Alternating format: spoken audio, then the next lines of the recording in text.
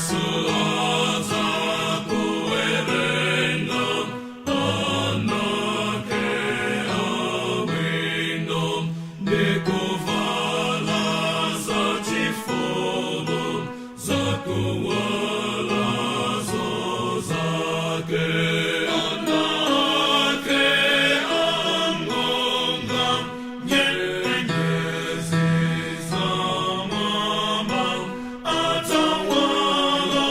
mofumum wamuye Yesu Yesu atakukundika anake ankosa ndiye mbusa wa kufata na maleza tulie anake angonga nyenyezi zamama atawala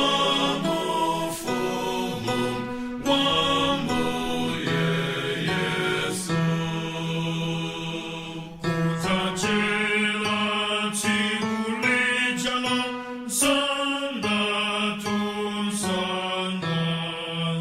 kutawala mawa wake